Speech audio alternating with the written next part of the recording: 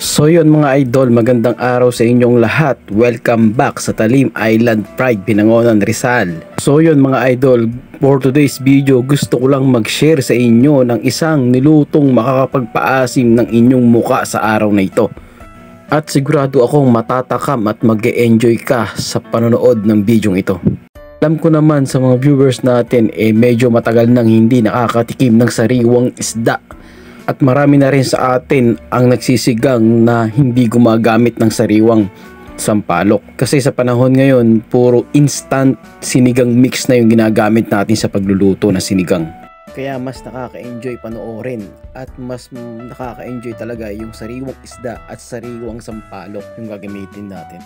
So yun, bago ko ituloy ito, shoutout nga pala kay Norman Arabit, tsaka kay John Robles Leonor ng Barangay Lungsad. Shoutout din kay Jacinto Silayan ng Barangay Ginoong Sanay. At shoutout kay Layla Menjola ng Barangay Kaytome. So yun lang mga lodi. At dito na nga sa part na to, nagkayat ako ng bawang, sibuyas at kamatis. Pagkatapos kumuha na rin ako ng talbos ng kamote. So ayan na nga, pinakuluan ko na yung sampalok, sinalang ko na rin yung kaserola at ginamit ko na rin yung pinagpintuhan ng tilapia. So lagyan mo lang yung bawang, sibuyas, tapos kamatis. Isa mo lang yan. Then lagyan mo nung pinakuluan ng sampalok, yung tubig na pinagkuluan, tapos asin.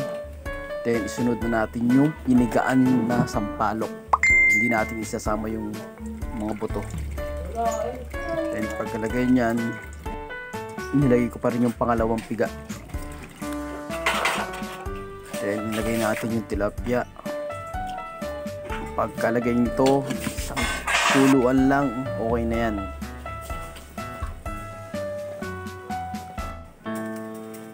Tapos lagay natin ng konting bitchin.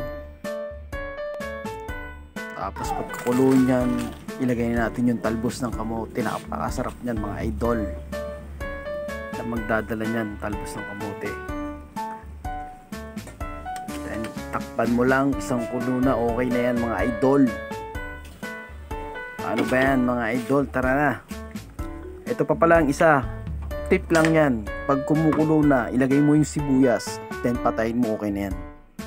Napakatindi ng lasa ng sibuyas mo. So paano ba yan mga idol? Natatakam na naman ako. Kain na. Arat na.